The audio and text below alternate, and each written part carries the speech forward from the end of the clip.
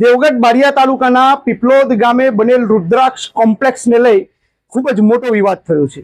આ વિવાદ શમવાની જગ્યાએ ધીરે ધીરે વકરતો જાય છે અને તેના વકરવાનું જે કારણ છે એ ખૂબ જ વ્યાજબી અને ખૂબ જ નક્કર તથ્યો સહિતના પુરાવા સાથેનું છે। નમસ્કાર, આપ જોઈ રહ્યા છો ગ્લોબલ એક્સપ્રેસ અને આપની સાથે હું છું ઇસ્માઇલ જબામ।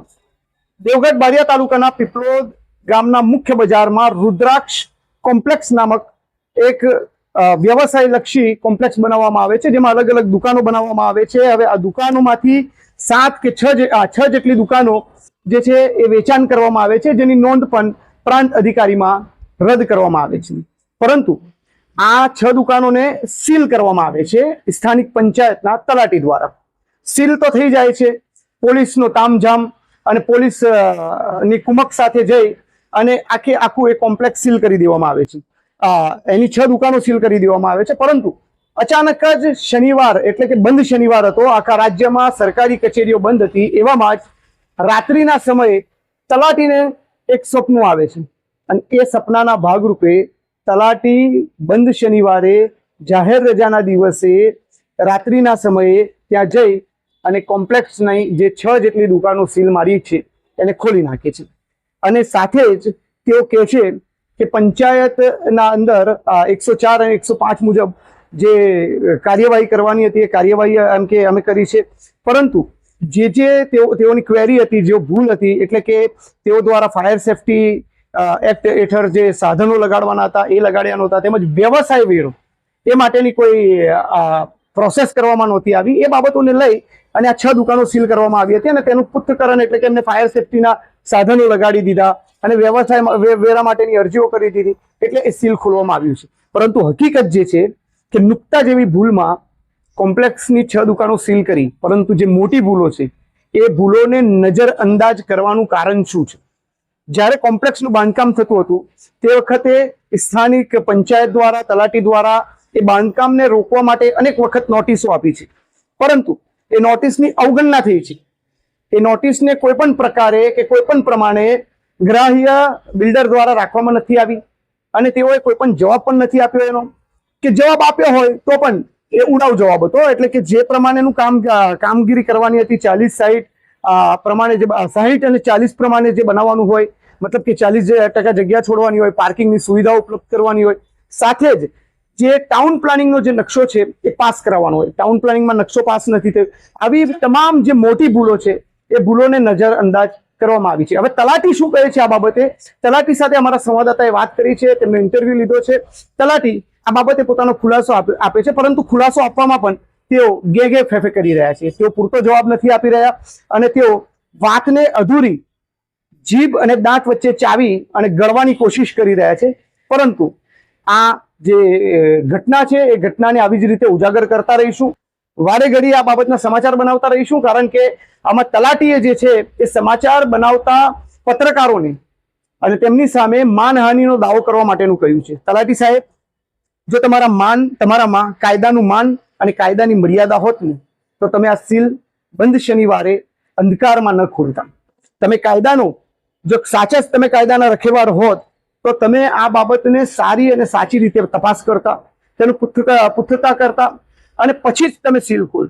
પરંતુ તમે જે કર્યું છે કોન્સ્પિરન્સી, મતલબ કે એક વખત સીલ મારવું પછી એને ખોલી દેવું, એટલે કે જ્યારે પણ આગળ કોર્ટમાં કે અન્ય કચેરીઓમાં આ બાબતના કેસ ચાલે ત્યારે અમે સીલ કર્યું હતું અને અમે આ કલમ હેઠળ કે આ કાયદાની જોગવાઈ હેઠળ અમે સીલ ખોલ્યું છે, બચાવ માટે આ એક આખી કોન્સ્પિરન્સી, એક આખું કાવતરું થયું હોય એવું સ્પષ્ટપણે દેખાય છે અને આ વાતોનું સૂત્રો પણ ચર્ચી રહ્યા છે। એટલે તલાટી સાહેબ, માનહાનિની જ્યાં સુધી વાત છે તો અમને કાયદા, દેશની અદાલતો ઉપર ભરોસો છે, દેશના જસ્ટિફિકેશન પર અમને ભરોસો છે। એટલે બિલકુલ આવતીકાલે જ જો સવારે કોર્ટના દ્વાર ખુલે તો આપ જઈ શકો છો, સારા આપ ધારાશાસ્ત્રીનો સંપર્ક કરી શકો છો અને આ બાબતે તમે અમારા ઉપર કેસ પણ કરી શકો છો। તમે એના માટે બિલકુલ આઝાદ છો। તમારે આ બાબતે કોઈને ધમકી આપવાની અથવા કોઈને દબડાવવાની કોઈ જ જરૂર નથી। આ દેશ કાયદાથી ચાલે છે, આ દેશ સંવિધાનથી ચાલે છે, આ દેશ રાજકીય દબાણોથી નથી ચાલતું અને રાજકીય દબાણકારો જ્યારે પણ દમનકારી બની અને દબાણો કરે છે ત્યારે દેશની અદાલતોના દરવાજા હંમેશા સાચા માટે, ન્યાયિક રાહ ચીંધતું હોય છે. જોઈએ હવે સ્થાનિક તલાટી જે છે તે પોતાનો શું ખુલાસો રજૂ કરે છે. કોમ્પ્લેક્સને સીલ મારવામાં આવ્યો હતો તે બાબતે શું કહેશો? રુદ્રાક્ષ કોમ્પ્લેક્સમાં ચાલતી વ્યવસાય વેરા નોંધણી તથા ફાયર સેફ્ટીના સાધનો વિનાની દુકાનો હોય માત્ર 6 દુકાનોમાં સીલ મારવામાં આવ્યું હતું. એ સીલ ફરી ખોલવામાં આવ્યું, એમાં પૂર્તતા કરવામાં આવી છે બિલ્ડર દ્વારા? જી હા,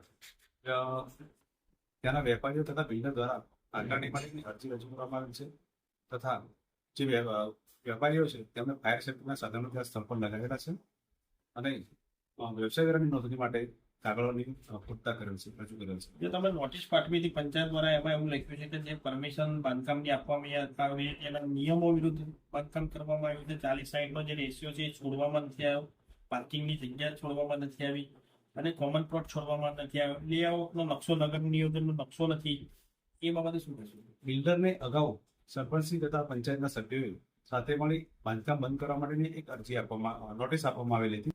આ નોટિસના આધારે તેમણે ખુલાસો રજૂ કર્યો હતો કે તેમના બાંધકામમાં 40% જે જગ્યા ખુલ્લી રાખવામાં આવી છે એ એમણે ખુલાસામાં રજૂ કરેલ હતું તથા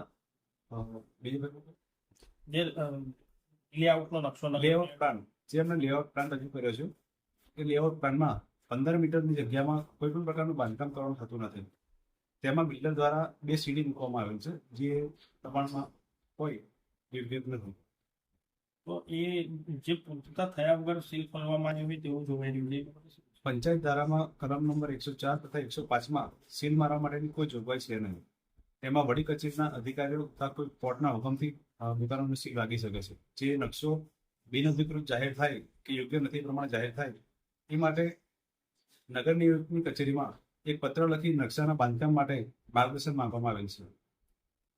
તો શું ફરીથી સીલ વાગે એવું લાગી રહ્યું છે તમને? હાલમાં આજે 6 દુકાનો ચાલુ રહી છે, એમાં સીલ મારવા માટે ફાયર સેફ્ટીના સાધન લાગી ગયા હોય કોઈ કારણ રહેતું નથી તથા કોર્ટનો અથવા તો આગળની કોઈ કાર્યવાહી નકશામાં કોઈ ગેરરીતિ જો દેખાશે તો પંચાયત એના પ્રમાણે આગળની કાર્યવાહી કરશે. જ્યાં પંચાયત દ્વારા સીલ મારવાની કાર્યવાહી હાથ ધરવામાં આવી હતી, તમામ કાર્યવાહી સરપંચ દ્વારા કરવામાં આવી હોય તેવું જોવાઈ રહ્યું છે. તો જ્યારે સીલ ખોલવામાં આવ્યું ત્યારે તમે સરપંચને આ બાબતે જાણ કરી? હા, સરપંચ સાહેબે આ બાબતે મારું માર્ગદર્શન લીધું નથી. કલમ નંબર 104 અને 105માં સીલ મારવાની કોઈ જોગવાઈ નથી કે કોઈ વડી કચેરીનો હુકમ નથી સીલ મારવા બાબતે. જે સરપંચ શ્રીને જણાવ્યા છતાં તેમણે આ બાબતની કાર્યવાહી કરેલ છે. ફાયર સેફ્ટીનો મુદ્દો હોય આ બાબતે કોઈ વાંધો ઉઠાવ્યો નથી. તો આ શું કહેવા માંગુ છો આ સીલ બાબતે? ક્યાંક ને ક્યાંક પંચાયતની ભૂલ છે કે પછી બિલ્ડરની ભૂલ છે? આ બાબતે બિલ્ડરની થોડી ભૂલ ત્રુટી દેખાઈ રહી છે કેમ કે શરૂઆતમાં એમને નકશો મંજૂર કરાવી લેવા માટે જણાવવામાં આવ્યું હતું, બાંધકામ અટકાવવાની નોટિસો પણ આપવામાં આવી હતી. તેમ છતાં તેમના દ્વારા આ બાબતે કાર્યવાહી કરવામાં આવી નથી, જેથી પંચાયતે પોતે નગર નિયોજક કચેરીનું માર્ગદર્શન. સરપંચ સાહેબ એવો આક્ષેપ કરી રહ્યા છે કે તલાટી સાહેબ દ્વારા મને પૂછ્યા વગર સીલ ખોલી દેવામાં આવ્યા છે, મને કોઈ જાણ કરવામાં નથી આવી. આ બાબત ખોટી છે. સરપંચ સાહેબ પાસે સીલ માર્યા બાદ તેમની ચાવીઓ રાખવામાં આવેલી હતી, પરંતુ તે દિવસે બહાર હોય, શુક્રવારના દિવસે હાજર ન હોય, શનિવારના દિવસે તેઓ ચાવી મોકલાવેલ હોય, મોડી સાંજે ચાવી મને મળતા જ આ સીલ ખોલવામાં આવેલ છે. પૂર્તતા થઈ કે બાકી છે? પૂરતા પ્રાથમિક દ્રષ્ટિએ પૂરતા થયેલી તેમ જણાઈ રહી છે, થયેલી છે. શું નામ આપણું? કમલેશજી વડેલ. તો આ હતા તલાટી, જેમની વાત તમે સાંભળી કેવી રીતે તેઓ ગેગે ફેફે કરી રહ્યા છે અને તેનું કારણ સ્પષ્ટ છે કે તેઓ ક્યાંક ને ક્યાંક ખોટું કર્યું છે. રાજકીય દબાણવશ થઈ અને આ જે કોમ્પ્લેક્સની 6 દુકાનો સીલ કરી હતી તેઓને ખોલી નાખી છે. આ બાબતે સ્થાનિક તાલુકા વિકાસ અધિકારી જો દેવગઢ બાડિયા સ્થિત બેસે છે તેમની સાથે પણ મારી વાત થઈ. તેઓએ કહ્યું કે એક અરજી અહીંયા આવી હતી અને આ કોમ્પ્લેક્સની 6 દુકાનોને જ્યારે સીલ કરવાનું હતું તે માટે પોલીસની કુમક માટે પોલીસ જવાનો ત્યાં ખડે પગે હાજર રહે તે માટે એક અરજી આવી હતી. એટલે એ અરજીને અમે ફોરવર્ડ કરી અને જે તે પોલીસ સ્ટેશનમાં મોકલી અને એમને પોલીસની કુમક આપી હતી. ત્યાર પછી તેઓ એક બીજી અરજી આ બાબતની આવે છે કે 6 દુકાનોને સીલ કર્યું છે. પછી એ સીલ માટે પણ એમ કે જે કંઈ ભલામણ કરવાની હતી તાલુકા પંચાયતની ઓફિસેથી કાયદાકીય રીતે એમને સમજાવવામાં આવ્યું છે, પરંતુ સીલ ખોલ્યું એ બાબતની કોઈ પણ જાણકારી સ્થાનિક તાલુકા વિકાસ અધિકારીને આપવામાં નથી આવી. આ બાબતે તાલુકા વિકાસ અધિકારી સાથે વાતચીત થતા તેઓએ કહ્યું કે આ જે મોટી જે ભૂલો છે એ ભૂલોની અવગણના તો કરવામાં આવી જ છે અને એ બાબતે હવે પંચાયતે કાર્યવાહી કરવી પડશે અને જે બાબતે સ્થાનિક તલાટીને નોટિસ પણ અમે આપીશું અને આ બાબતે ખુલાસો માંગીશું કે નુકતા જેવી ભૂલ જે છે એમાં તમે સીલ કરી અને ખોલો છો, જ્યારે મોટી ભૂલો છે તેને નજર અંદાજ કેમ કરો છો? તો સાંભળીએ તાલુકા વિકાસ અધિકારી આ બાબતે શું કહે છે. મારી એમની સાથે ટેલિફોનિક વાતચીત થઈ છે અને ટેલિફોનિક વાતચીતમાં તેઓએ આ સ્થાનિક તલાટીને નોટિસ આપી અને જો એમાં જરૂર પડે તો કાયદાકીય કાર્યવાહી પણ તલાટી સામે કરવાની ખાતરી આપી છે. તો જોઈએ તાલુકા વિકાસ અધિકારી આ બાબતે શું કહે છે. એ પીપલોદ પંચાયતમાં જે સીલ મારવામાં આવ્યું હતું એમાં શું હકીકત છે? ગ્રામ પંચાયત દ્વારા સીલ મારતા પહેલા પોલીસ પ્રોટેક્શન માટે ભલામણ માટે અત્રે પત્રથી જાણ કરી હતી, જેના અનુસંધાને અત્રેથી પોલીસ સ્ટેશનને પોલીસ પ્રોટેક્શન માટે ભલામણ કરવામાં આવેલ છે. ત્યારબાદ ગ્રામ પંચાયતે કોઈ કાર્યવાહી કર્યા બદલનો લેખિતમાં અહેવાલ અત્રે રજૂ કરેલ નથી. ગ્રામ પંચાયત દ્વારા સીલ માર્યા બાદ જે દુકાનદારો હતા એમણે અત્રે અરજી કરી હતી કે એમને જે ગ્રાઉન્ડ પર સીલ મારે છે એની પૂર્તતા કરવા તૈયાર છે. એ અરજી અહીંયાથી ગ્રામ પંચાયતને ફોરવર્ડ કરવામાં આવી. ગ્રામ પંચાયત એમના અધિકાર પર હતો યોગ્ય કાર્યવાહી કરવા માટે, અને ત્યારબાદ ગ્રામ પંચાયતે કોઈ કાર્યવાહી કરી હોય તે બાબતનો અત્યારે અહેવાલ મળેલ નથી. દર્શન ભટ્ટી. તો આ હતા તાલુકા વિકાસ અધિકારી જેઓએ પોતાનું ઇન્ટરવ્યુ આપ્યું છે ગ્લોબલ એક્સપ્રેસ ના સંવાદદાતા સાથે તેઓએ વાત કરી છે અને તેઓ શું કરવાના છે તે બાબતની પણ તેઓએ જવાબ આપ્યો છે. હવે વાત રહી તલાટી સાહેબની, તો તલાટી સાહેબ પત્રકાર એટલે કે પ્રજા અને પ્રશાસન વચ્ચે સેતુની ભૂમિકા ભજવે. પત્રકાર એક બ્રિજ છે જે પ્રજાના પ્રશ્નોને પ્રશાસન સુધી લઈ જાય અને તેનું નિરાકરણ લાવે. આવા પ્રજાસેવક અને પ્રજા હિતાર્થે બોલતા લોકો માટે તમે માનહાનિ જેવો શબ્દ વાપરી અને તેઓને ડરાવવાની અને ધમકાવવાની જો વાત કરતા હો તો તમારી વાતમાં કોઈ દમ નથી.